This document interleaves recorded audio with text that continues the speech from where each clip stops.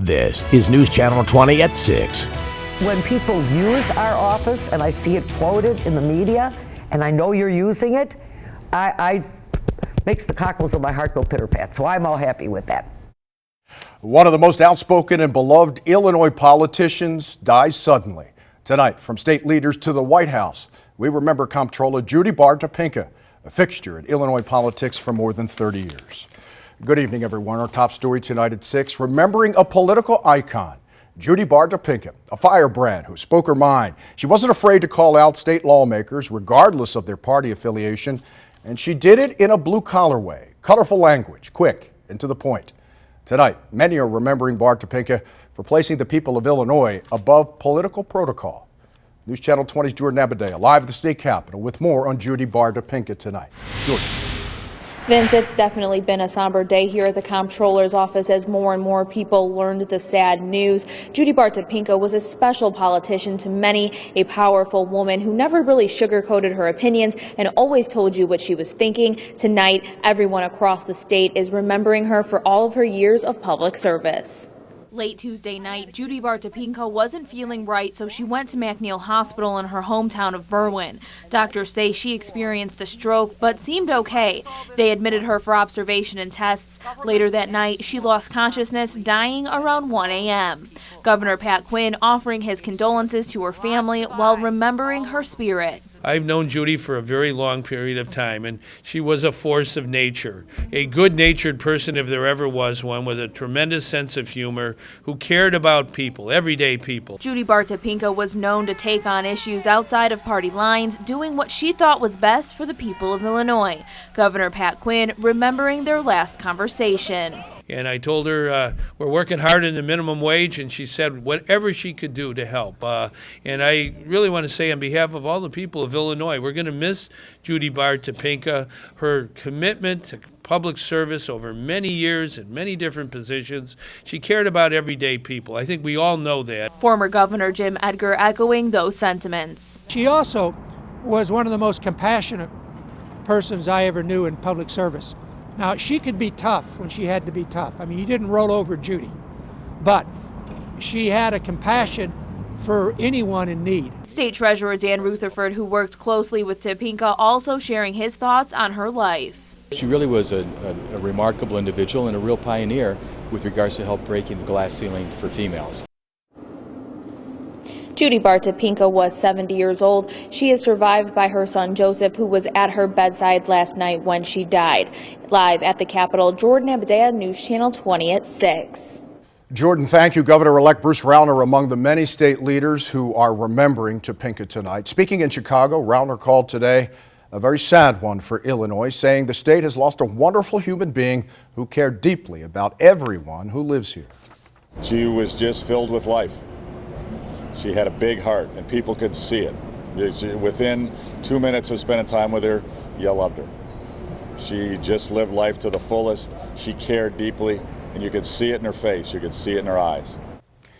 Illinois Republican Chairman Tim Schneider released a statement today that says, in part, Illinois lost a legend today.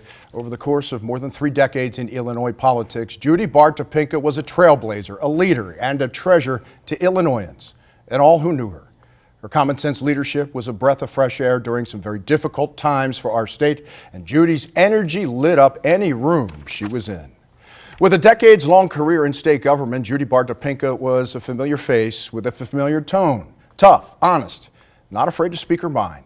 Tonight, News Channel 20's Garrett Berger takes a look at the life that has Topinka's colleagues calling her one of Illinois' all-time greats. Her colleagues call her one of the greats. With a decades-long career in state government, Judy Bar-Topinka was a familiar face with a familiar tone. Though she studied journalism and worked as a newspaper reporter, then editor, it was her time in government for which she'll be remembered. This is just common sense. Sometimes you have to work with common sense here. Sometimes not necessarily defined necessarily in state government. Comptroller Judy Bar-Topinka was never one to hold back when it came to public service, and she had a long history there. She served in both chambers of the State House and both the Treasurer and Comptroller's office.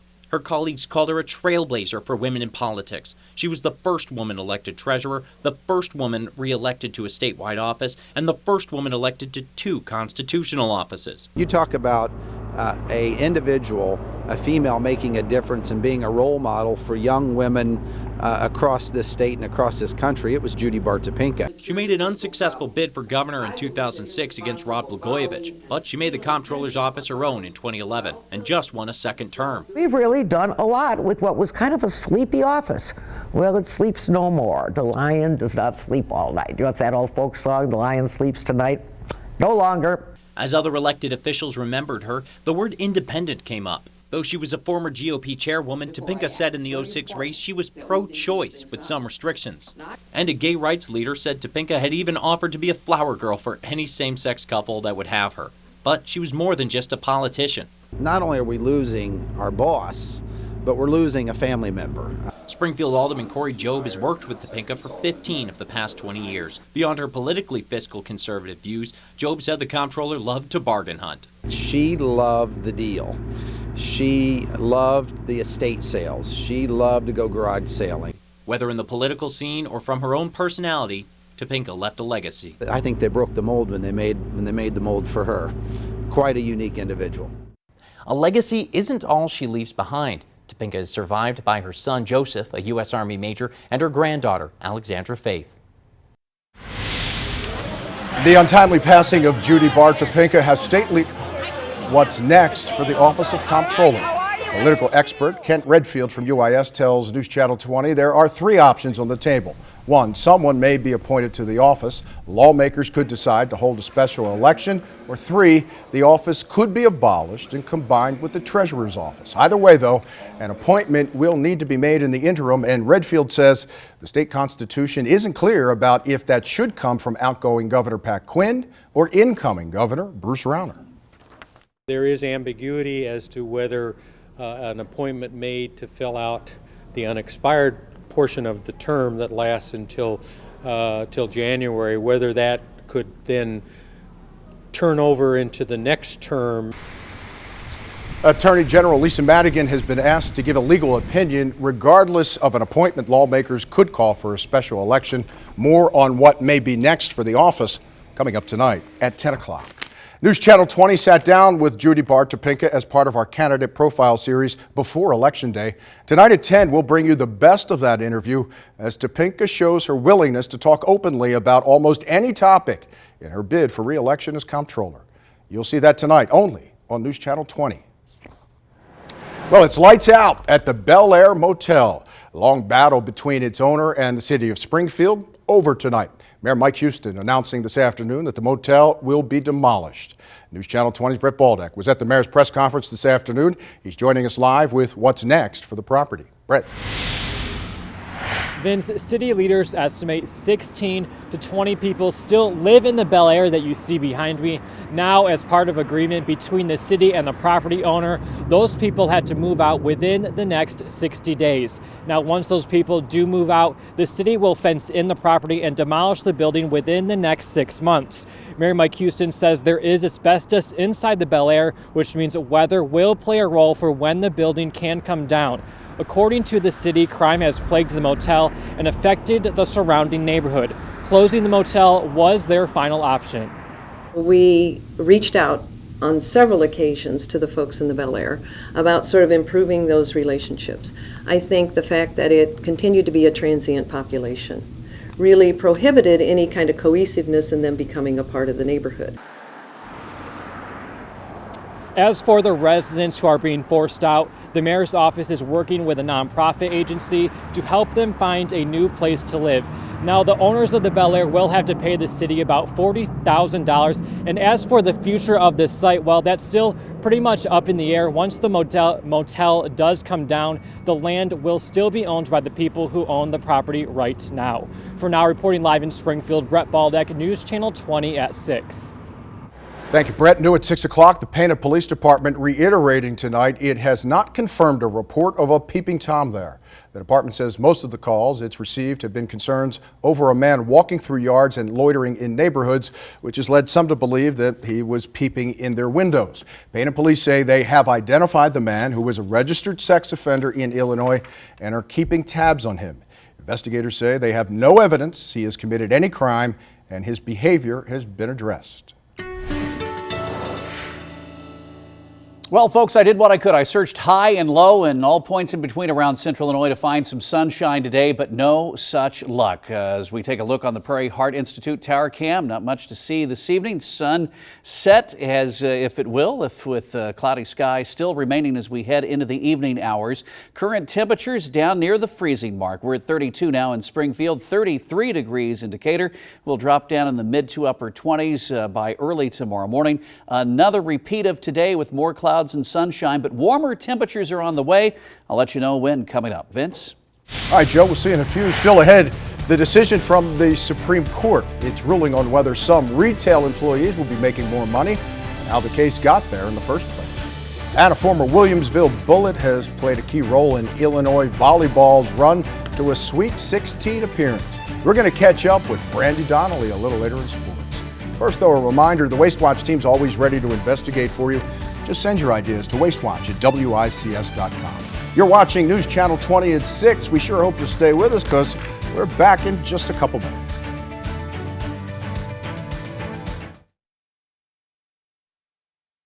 You're watching News Channel 20 at 6 with Vince Dementri, Maggie Pateau, Chief Meteorologist Rick Kirby, and Sports with Donnie Tillman. This is News Channel 20 at 6. New at 6 o'clock, the federal government's deficit for the first 2 months of the new fiscal year is less than this time last year. The Treasury Department says the deficit from October to November totals $178 billion. That's a drop of more than 20% from 2013. However, the department says that's because of new payment dates for various government benefits. The Treasury says even after those changes, the deficit is still almost 7% lower than last year. The Supreme Court handing down a decision against warehouse workers for online retailer Amazon. The court ruled employees do not need to be paid waiting to be checked by security after their shifts. All warehouse workers go through the screening to make sure they aren't stealing merchandise.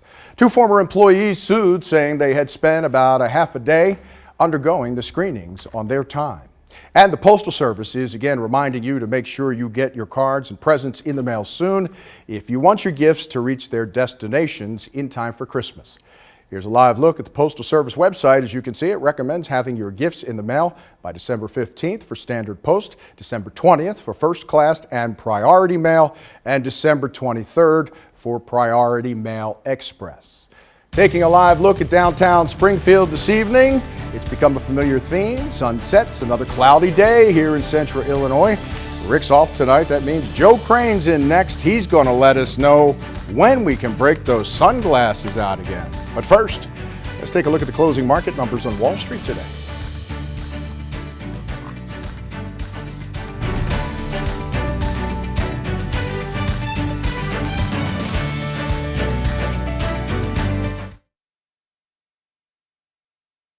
Now, your Storm Team 20 weather with meteorologist Joe Crane. Joe running back over after checking some quick graphics. Yep, had to make sure, click, click, click, right spot. Click, click, click. Hey, listen, I'm driving through a drive-through today to get my coffee. Everybody knows I wouldn't be seen around here without a coffee cup in my hand. Anyhow, the young lady handing me the coffee says, so what's the weather like? And I said, what do you think it's like? And she says, where's the sun? Yeah, that's the big question. I said, well, when I go to work, I'll ask Joe Crane where the sun is. So Joe? It's up there. It's just obscured by a big deck of clouds that just does not want to go away, despite our best efforts otherwise. Prairie Heart Institute Tower Cam showing the cloudy view across the capital city tonight. And our first forecast, why is it not going to the right graphic that I want? I kept clicking. Let me try clicking it again. There we go. Our temperatures are a good, about 2 to 3 degrees colder than this time yesterday, as we're into the low 30s, right around the freezing mark around mid-Illinois, including 32 now in Springfield, 33 in Decatur as well as Lincoln, 34 in Effingham and Jacksonville, and right at 32 degrees in Litchfield. Meanwhile, our weather watchers checking in with temperatures, again, right around the freezing mark, including right at 32 in Rochester as well as Auburn, Sherman at 33, and 34 degrees for the folks in Chatham. We only made it up to 35 35 in the capital city this afternoon, just shy of our normal high of 40 degrees, but at least we were well short of the record low of 7 below, going all the way back to 1917. Add in winds that are coming in generally out of the north to about 5 to 6 miles per hour, just enough to knock our wind chill readings, our feels like temperatures down into the upper 20s to low 30s around the area. Feels like 28 now in Decatur, 29 in Effingham, 27 the wind chill reading in Lincoln as well as Taylorville, and feels like 26 in Litchfield. Well, no sun to see. It's been all clouds throughout the day. We'll continue with cloudy skies as we head into the evening hours. There is some rain back into southern and central Missouri, but it's a little upper level disturbance that's diving well off to the south-southeast, avoiding us altogether. So we continue to remain dry under the influence of high pressure. Typically, the high pressure clears the skies, but we have pretty much abundant moisture toward the surface. It's trapped under an inversion of warmer air aloft. So despite the high pressure moving in, it's having a hard time clearing out the skies. Now, our forecast model, along with a number of other forecast models, doing their best to go in line of what the high pressure normally does, trying to clear the skies out, but not having much success. As the forecast model clears things out, I think that'll pretty much be underdone by what Mother Nature actually ends up doing, and that's going to be more clouds and sunshine once again tomorrow. And as that high moves off to the east-southeast as we get into Friday, clouds definitely build up for sure as we head into the weekend, but the temperatures are going to be warming up under the influence of winds shifting around to the south as we get into the weekend. For now, though, our storm team forecast: cloudy skies tonight, calm winds will drop down to about 26. Wind chill shouldn't be too big of a factor for us by early tomorrow morning. Cloudy skies once again tomorrow, a chilly day, a high up to about 39, and then temperatures slowly climb as the winds shift around to the south. We'll see highs of about 42 on Friday, into the 50-degree range, lower 50s over the weekend into early next week, despite more clouds and sunshine. Then we have rain chances coming our way late Sunday night into Monday, maybe lingering into early Tuesday. Otherwise, we'll see a return to more seasonable temperatures by the time we get to Wednesday. Vince? All right, Joe, thanks so much. With a bowl berth finally under his belt, we're going to hear from Illinois' athletic director on what it means for football coach Tim Beckman. It's coming up next in sports.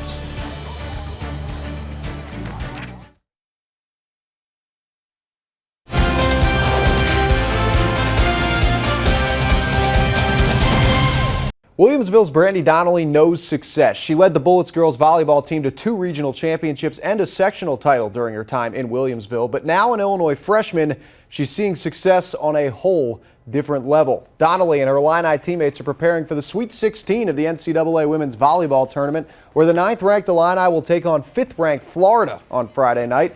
But Donnelly's been far from your average freshman in this situation. The former Bullets played a key role, and her time in Williamsville taught her a lot. Really exciting, but I'm just kind of taking it one day at a time, trying to stay relaxed about it. Being an outside really helped me realize that be able to play in big games and be depended on as one of those main players. What's been most impressive, not that I always thought she was capable of this when I watched her, and then she had the ability.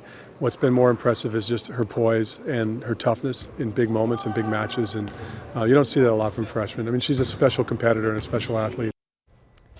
Coach Hambley is right. You do not see these numbers a lot from a freshman. She has been very strong, has Brandy Donnelly. Appeared in all 33 Illini matches. Her 123 sets, 3rd best on the team. This is a team that's ranked 9th in the country, mind you. And she's been a force, averaging just under 5 digs a set. That is the best on the Illini. Well, how do you define a football program's progress? Is it fans in the stands, the number in the win column? And if that's the case, where does Tim Beckman stand? The Illini head coach is in his 3rd year at the helm, and he's seen progress in terms of wins each season, 2 to 4 to 6 in a bowl. Now Illini AD Mike Thomas has preached that he's never based progress off wins, but there's an understanding among many at the U of I that the program must get better. So how does the AD feel about all of it? He's our football coach. And I like the direction of the program, but once again, we have to continue to do the things that make us a more competitive football program and allow us to not just play in bowl games, but compete for Big Ten championships. We're in the big boy league, as they say, and we're going to have our foot on the accelerator at all times. We're going to have to continue to develop as a football program because we all know that the other 13 members of the Big Ten Conference are all doing the same thing. All right, and of course the Illini will take on Louisiana Tech December 26th in the Zaxby's Heart of Dallas Bowl. And that is a look at your sports. We'll be right back.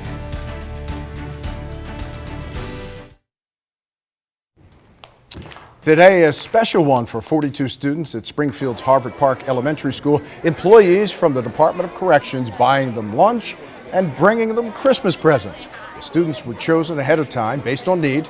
The DOC knew exactly what to get them because the students submitted a wish list ahead of time. Takes out all the guessing. Yeah. Very nice like from the that men way. and women of the Yes. DOC to do that. Well done. Yeah. Meantime, forecast not exactly the best one out there. We'd like to see some more sunshine, but clouds are going to win out through the weekend. But temperatures back in the 50s by the weekend. All right, at least no rain. Yeah. Thanks, Joe. That's our time. As always, thanks for joining us. We'll see you back here tonight at 10. Till then, have a good evening, everybody.